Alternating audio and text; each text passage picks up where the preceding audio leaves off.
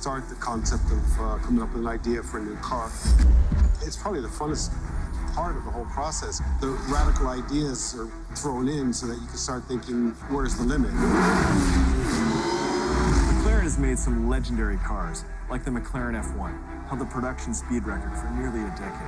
The 12C, an amazing road car, and now the P1.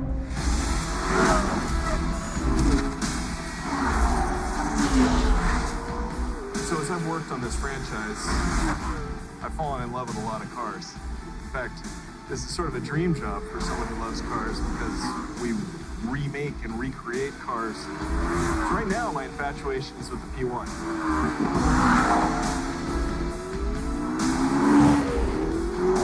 I love it because we now have to look at how we simulate the physics that are happening in that car in our game. The hybrid nature of it, how the suspension is architected, that actually has to be reproduced in the game, and that's a really interesting challenge.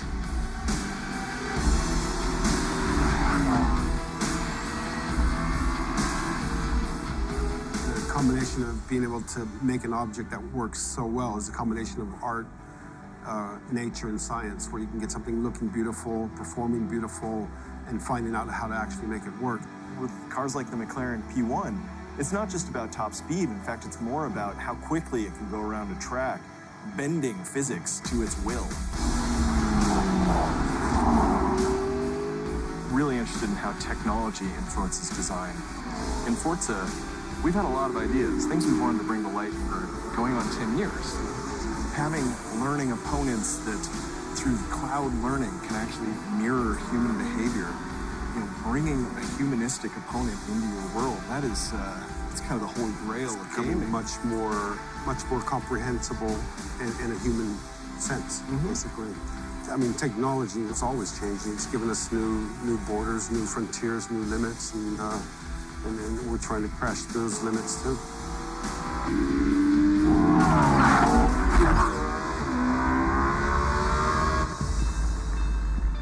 On Forza Motorsport, we're obsessed with detail, getting every last detail right. Because it's the collection of those details that give you the rewarding and immersive experience. And in this way, we share a cultural component with McLaren. They sweat the details as well, how the aerodynamics creeps over the car. It's about form and function at the same time. We're trying to develop what we call the uncompromised car. We don't accept compromises.